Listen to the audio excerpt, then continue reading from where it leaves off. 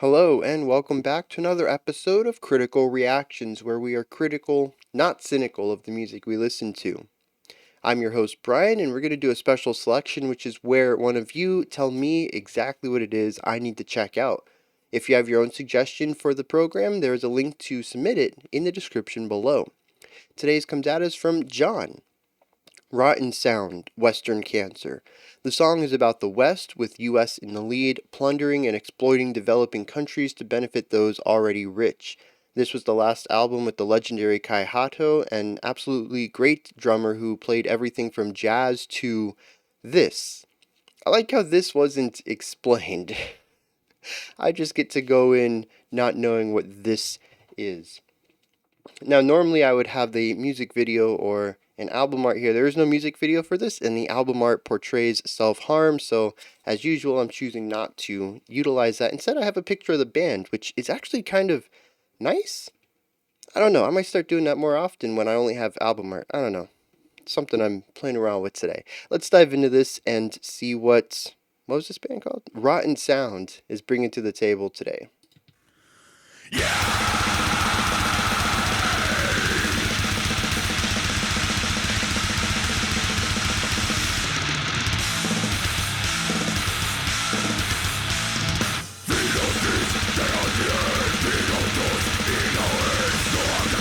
Just a ton of intensity.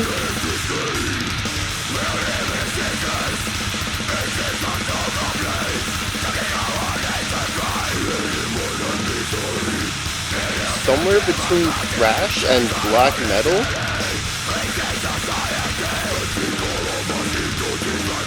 Really tight snare rolls.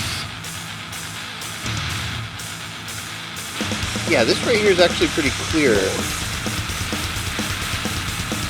But super fuzzy too. It's like thrash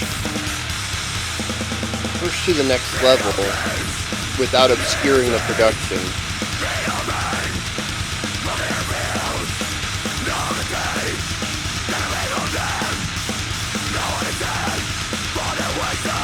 Nice layered harshes there as well. I like that texture layering to get out of it.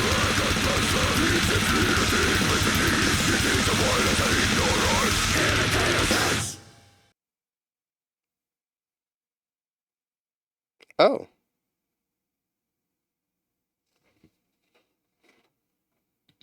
It's over.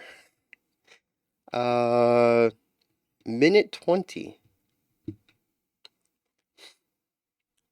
Now, I don't think we've had this on the channel proper yet. We did have You Suffer, which I think might be classified under this, but I might be wrong. This is grindcore. I've heard the term before. I've heard some examples, but not something I have a lot of experience with. Musically, we have a lot, much like thrash or black metal. It's based on a ton of attacks. We have blast beats coming out of the snare, 16th note bass kicks, just really fast picking. I'm not sure. Well, we were jumping between 8th note and 16th note is what it felt like to me. The tempo is pretty quick, and there is no repetition in the structure at all. We had our intro, our A section, our transition into a B section, and the outro. And each section was maybe 30 seconds long tops. This is definitely a bit on the moving too quickly end of the spectrum as far as pacing goes in a song. For better or worse. I don't think I could listen to a lot of this. I've said that before about other genres, and then people start giving me epics, so maybe I'll get an epic grindcore, which is like 3.5 minutes. But no, it's a lot. It's something my ears aren't acclimated towards, and having the shorter time frame really helps me start out with it. And I know this is pretty typical length for grindcore, I think, but it's just this would have really helped this approach of, hey, here's a 1 minute song of something you're not familiar with, would have been nice years ago when Krallis was my introduction to extreme metal. Just 11 minutes of something I had never heard of in my life.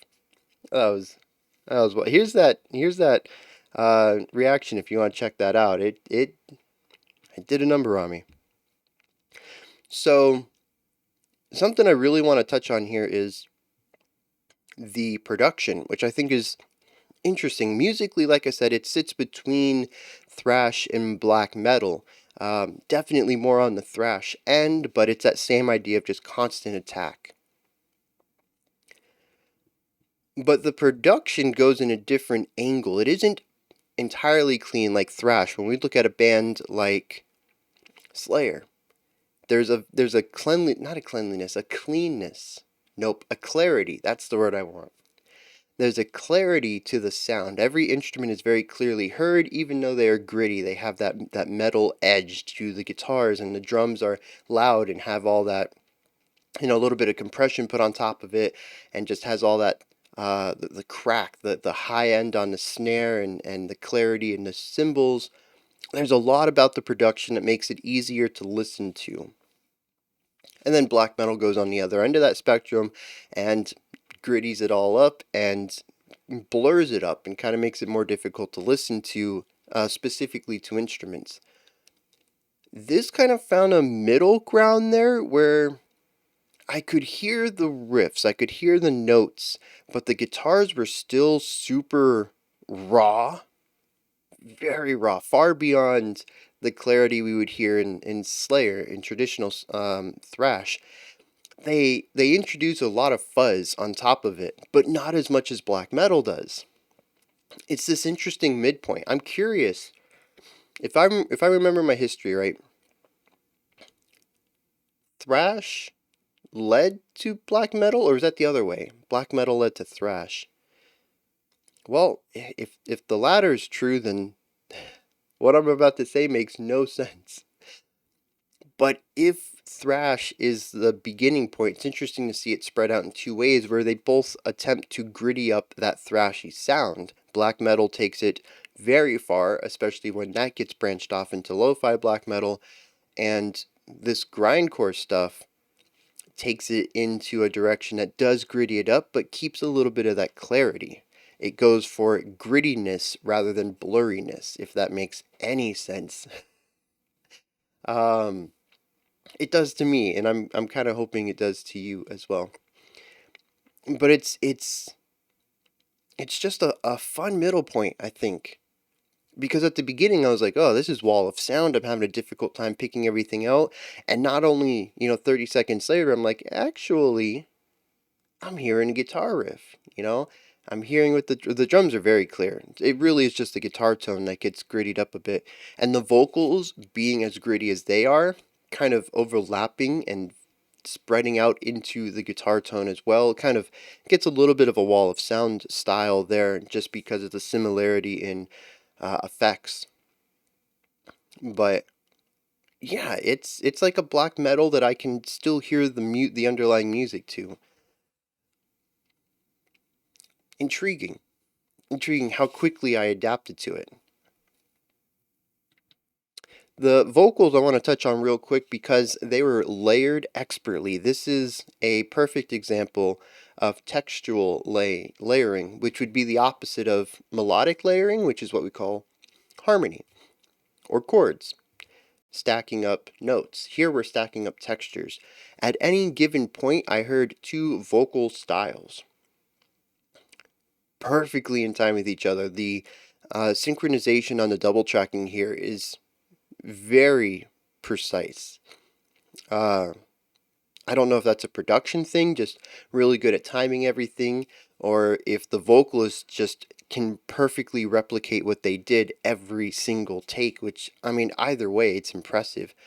But the end result is well worth whatever, blood, sweat, and tears go into this raw perfection because the layering, it sounds like a singular voice that is getting it's like two sets of false chords going off at the same time, perfectly in tune, almost like it's happening simultaneously. Like this person has two sets of, uh, well, I don't know, false chords, muscles, right? False chords are it's muscles and like flaps and stuff going on back there. But yeah, two sets of those muscles. It creates something very inhuman, very gnarly, but also enthralling. Maybe that's just me.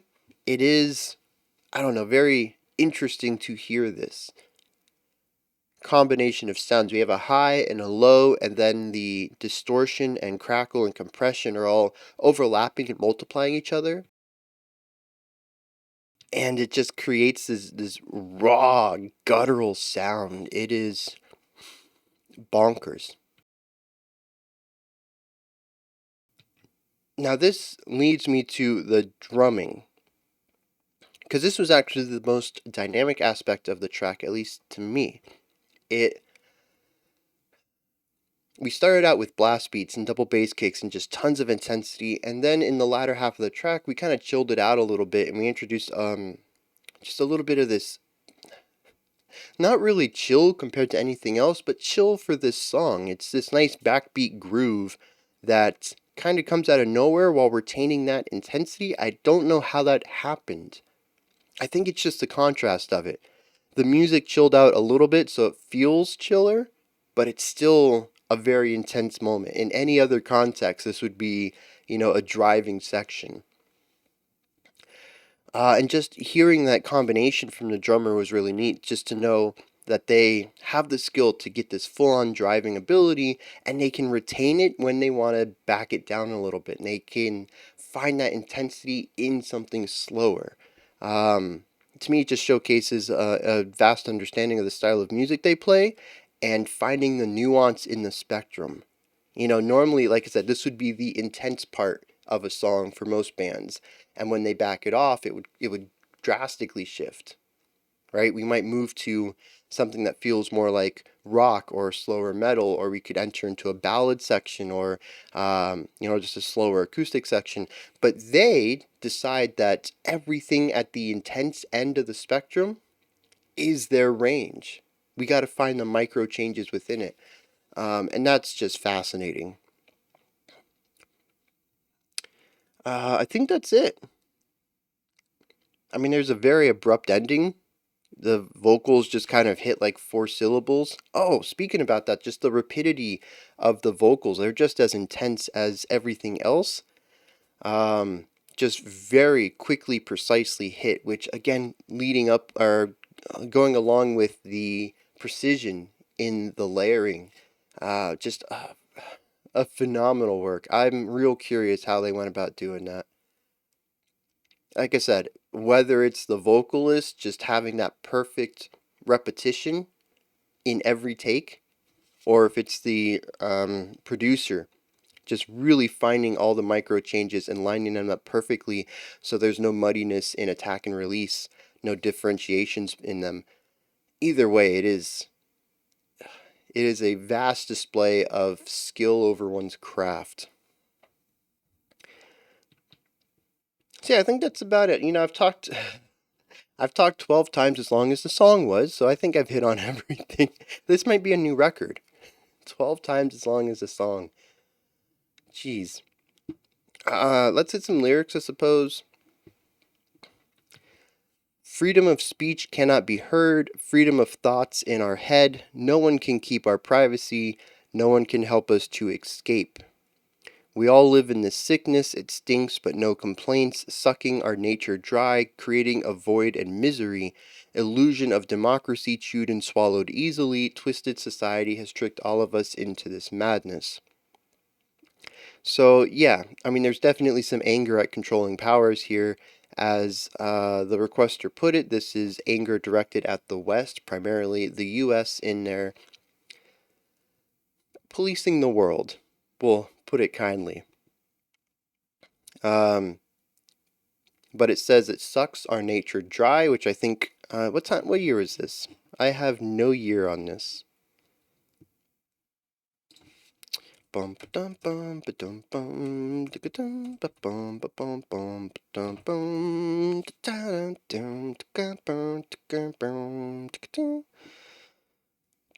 2005? Yep, 2005. And they are from Finland. As far as I know, they didn't have any um, direct experience with this unless they were living somewhere else. But at 2005, we were definitely in the middle of Iraq. And right at the start of our 20-year war. And of course, he says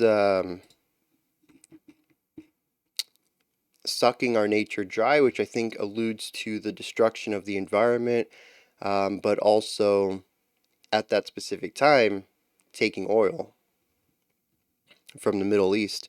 Says creating a void and misery, the illusion of democracy chewed and swallowed easily. So people think that they have democracy, that the West has brought it, and but it hasn't actually been a democracy. In fact, I can't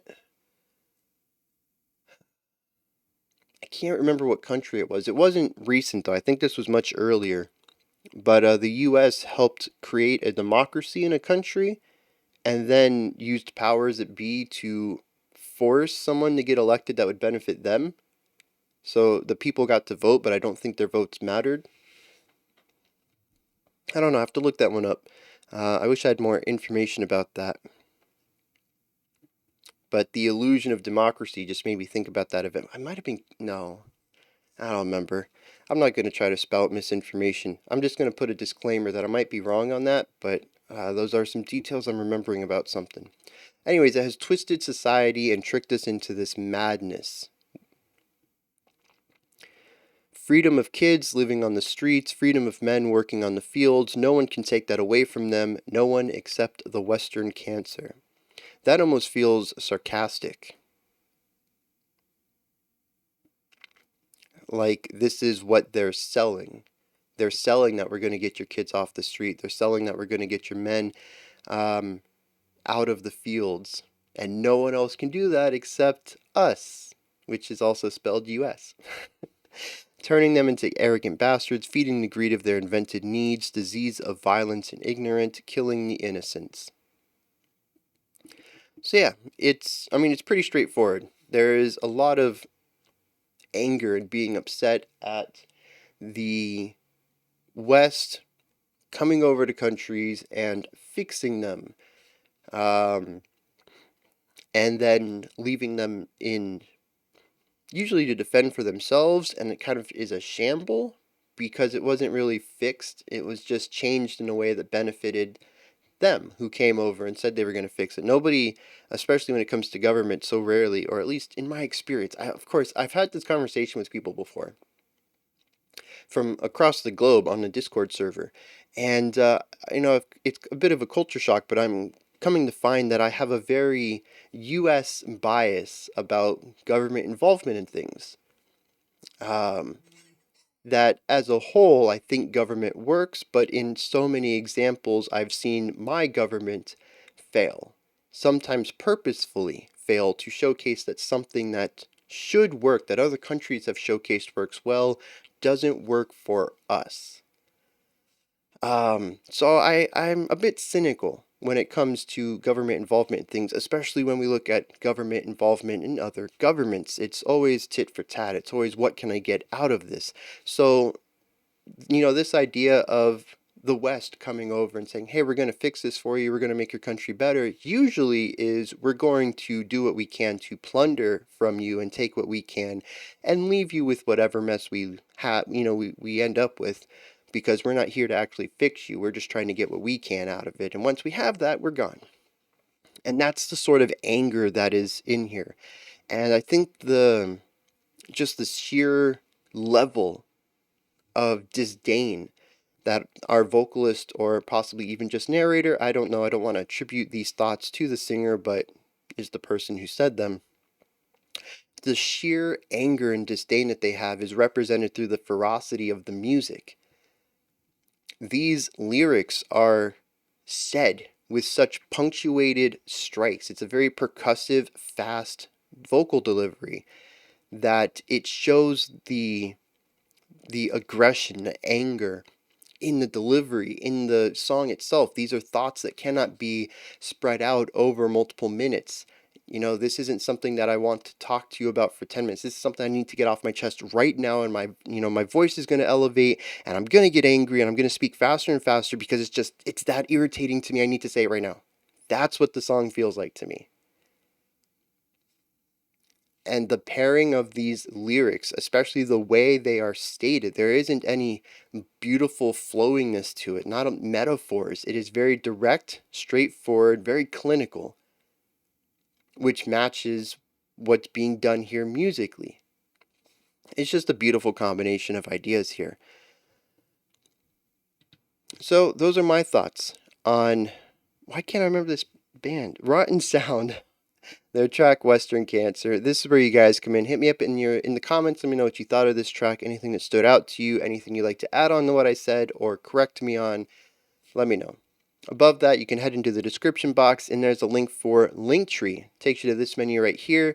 Multiple ways to support the channel and to help influence where it goes, as well as multiple ways to find various communities around the channel, such as Twitter and Discord. Above that, if you could, like, subscribe, and ring the bell. I greatly appreciate all three of those. Alright, that wraps it up for today. We'll be back tomorrow, 5 p.m. Eastern Standard Time, 9 p.m. UTC, as usual. Until next time, remember to be critical, not cynical, of the music you listen to, and have a fantastic morning, afternoon, or evening, whenever you choose to watch my videos.